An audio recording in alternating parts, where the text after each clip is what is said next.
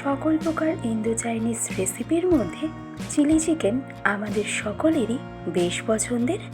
আর তাই আজ আমি আপনাদের সাথে শেয়ার করতে চলেছি একদম রেস্টুরেন্ট স্টাইল চিলি চিকেনের রেসিপি, যেটি আপনারা তৈরি করে নিতে পারবেন একদম সিম্পল কিছু ঘরোয়া উপকরণে।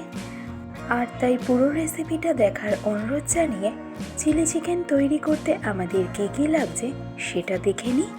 আর আমি প্রিয়াঙ্কা আপনাদের সকলকে আমার চ্যানেল ডেলিশিয়াস রেসিপি বাংলাতে স্বাগত জানাই।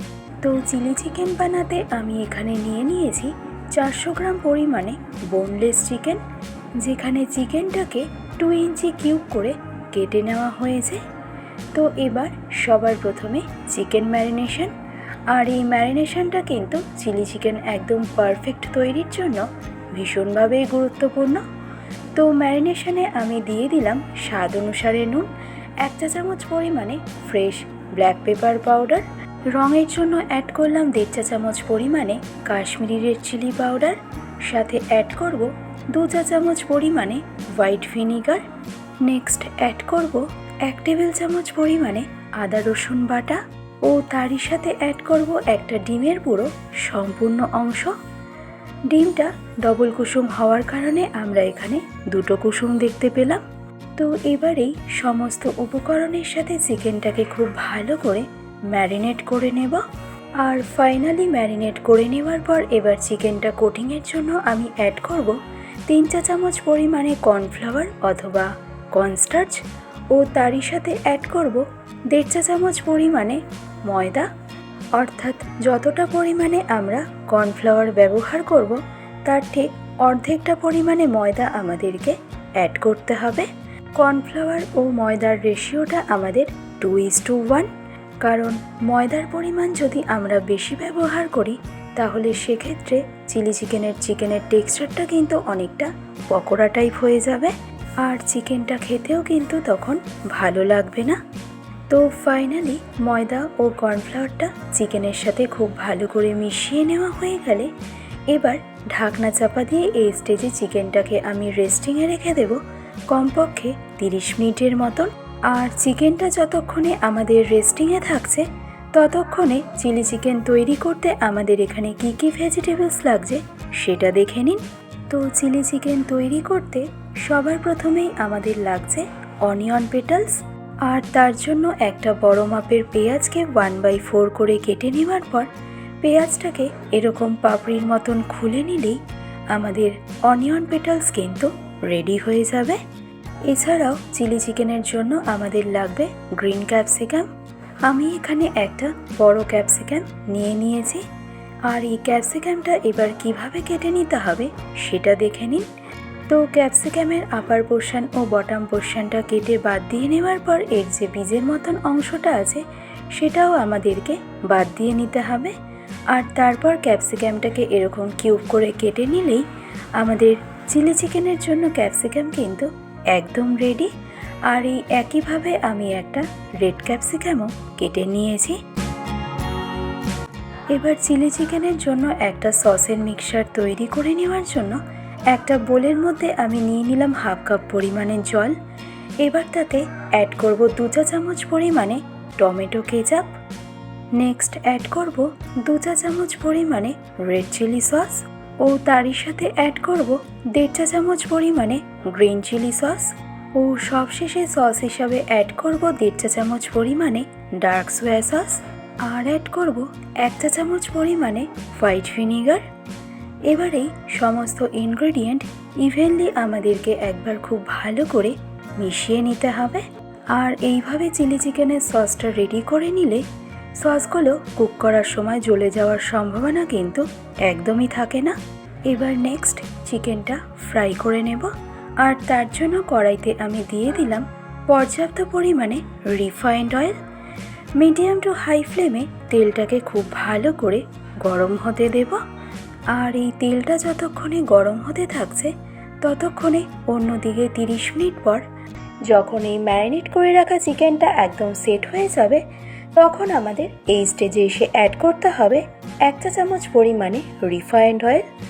আর তারপর এই তেলটাকে চিকেনের সাথে আমাদের খুব ভালো করে মিশিয়ে নিতে হবে।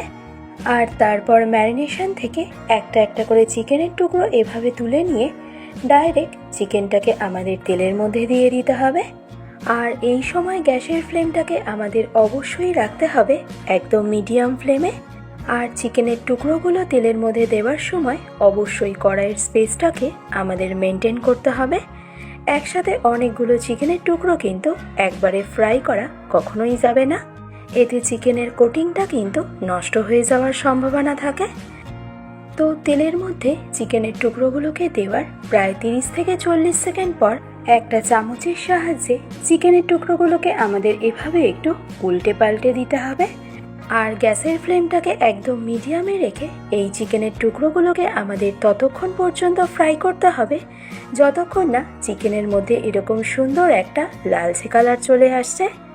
যেহেতু বোনলেস চিকেন, তাই চিকেনগুলো ফ্রাই করতে কিন্তু আমাদের খুব একটা বেশি সময় লাগবে না। তো যখনই চিকেনের মধ্যে এরকম লালচে কালার চলে আসবে তখনই চিকেনের টুকরোগুলোকে তুলে আমাদের ট্রান্সফার করে নিতে হবে একটা পাত্রের মধ্যে। আর হাই ফ্লেমে কিন্তু কখনোই চিকেনটাকে ফ্রাই করবেন না, এতে কোটিংয়ের মধ্যে এর কালারটা চলে এলেও ভেতরে কিন্তু চিকেনটা একদমই কাঁচা থেকে যাবে। তো সেকেন্ড ব্যাচে আমি একইভাবে বাকি সমস্ত চিকেনগুলোই ফ্রাই করে নিয়েছি। আর দেখুন চিকেনটা কিন্তু ভেতর থেকে ভীষণই সফট ও জুসি রয়েছে, আর চিকেনের কোটিংটাও দেখুন একদমই পাতলা রয়েছে। এবার নেক্সট গ্রেভি তৈরির জন্য কড়াইতে আমি দিয়ে দিলাম 3 চা চামচ পরিমাণে রিফাইন্ড অয়েল। এবার লো টু মিডিয়াম ফ্লেমে তেলটাকে জাস্ট একটু গরম করে নিয়ে আমাদের এই স্টেজে এসে অ্যাড করতে হবে 1 চা চামচ পরিমাণে পেঁয়াজ পাতার সাদা অংশ, 1 চা চামচ পরিমাণে ফাইনলি চপ করে রাখা আদা ও 1 চা চামচ পরিমাণে ফাইন চপ করে রাখা রসুন। এবার এই 3টে ইনগ্রেডিয়েন্ট জাস্ট 10 থেকে 15 সেকেন্ড একটু নেড়ে চেড়ে নিয়ে আমাদের ঠিক এই স্টেজে এসে অ্যাড করতে হবে অনিয়ন পেটালস।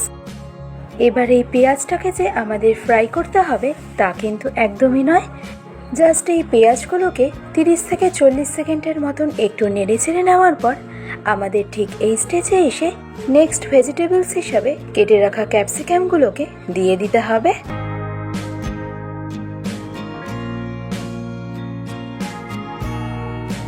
এবার এই ক্যাপসিকামটাকে একবার খুব ভালো করে মিশিয়ে নিয়ে লো টু মিডিয়াম ফ্লেমে ক্যাপসিকামটাকে আমাদের এবার ফ্রাই করে নিতে হবে। তবে এই ক্যাপসিকামটা যে আমাদের খুব বেশিক্ষণ সময় ধরে ফ্রাই করতে হবে তা কিন্তু একদমই নয়, কারণ এই ক্যাপসিকাম যদি খুব বেশিক্ষণ সময় ধরে ফ্রাই করা হয় তাহলে এর ক্রাঞ্চিনেস কিন্তু নষ্ট হয়ে যায়। আর তাই এই ক্যাপসিকামটাকে মোটামুটি আমাদের 1 থেকে 1.5 মিনিটের মতন ফ্রাই করে নিলেই হবে। তো এই ক্যাপসিকামটা ফাইনালি ফ্রাই করে নেওয়ার পর এবার এই স্টেজে এসে ঝালের জন্য আমাদের অ্যাড করতে হবে পরিমাণ মতো কুচানো কাঁচা লঙ্কা। আর তারপর এই কাঁচা লঙ্কাটাকে একবার খুব ভালো করে মিশিয়ে নিয়ে এই স্টেজে এসে আমাদের অ্যাড করতে হবে ফ্রাই করে রাখা চিকেন পিসেস। গ্যাসের ফ্লেমটাকে কিন্তু আমি এই সময় লো টু মিডিয়ামেই রেখেছি, ফ্লেমটাকে কিন্তু হাইতে করা যাবে না। তো এবার এই চিকেন পিসেসগুলোকে সমস্ত ইনগ্রেডিয়েন্টের সাথে একবার খুব ভালো করে মিশিয়ে নিয়ে এবার ঠিক এই স্টেজে যে সসের মিক্সচারটা আমরা আগে থেকেই তৈরি করে রেখেছিলাম সেটা দিয়ে দিতে হবে। আর তারই সাথে আমাদের অ্যাড করতে হবে 1/2 চা চামচ পরিমাণে ফ্রেশ ব্ল্যাক পেপার পাউডার ও স্বাদ অনুসারে নুন। এবার মিডিয়াম ফ্লেমে এই সসের সাথে চিকেন ও ভেজিটেবলসটাকে আমাদের একবার খুব ভালো করে মিশিয়ে নিতে হবে। তো সসটা ফুটে ওঠার পরেই আমি এখানে টেস্ট ব্যালেন্সের জন্য অ্যাড করলাম 1 চা চামচ পরিমাণে চিনি। আর তারপর এই চিনিটাকে একবার খুব ভালো করে আমাদেরকে মিশিয়ে নিতে হবে।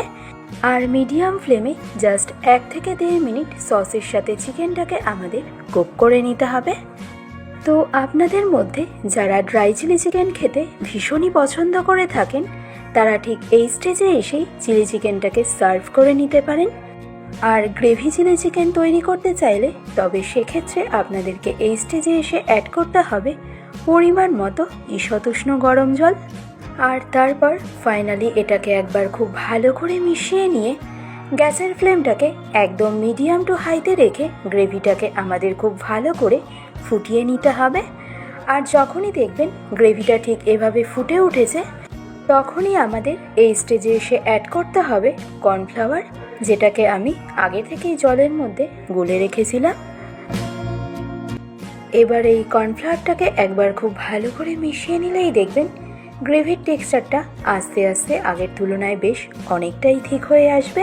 আর এই গ্রেভি ফাইনালি একবার এরকম ফুটে গেলে সবশেষে গার্নিশিংয়ের জন্য আমাদের অ্যাড করতে হবে সামান্য পরিমাণে স্প্রিং অনিয়নের সবুজ অংশ। আর তারপর এটাকে খুব ভালো করে মিশিয়ে নিলেই আমাদের আজকের রেসিপি চিলি চিকেন কিন্তু একদম তৈরি। তো আমার আজকের এই সম্পূর্ণ রেসিপিটি আপনাদের কেমন লেগেছে সেটা আমাকে অবশ্যই জানাবেন। আর ভালো লাগলে রেসিপিটি অবশ্যই এইভাবে একবার ট্রাই করে দেখবেন। আশা করছি সকলের ভীষণই ভালো লাগবে। আজকের ভিডিওটি তবে আমি এখানেই শেষ করছি। আবার চলে আসব অন্য কোনো এক রেসিপির আপডেট নিয়ে। ভালো থাকবেন, সুস্থ থাকবেন। ধন্যবাদ।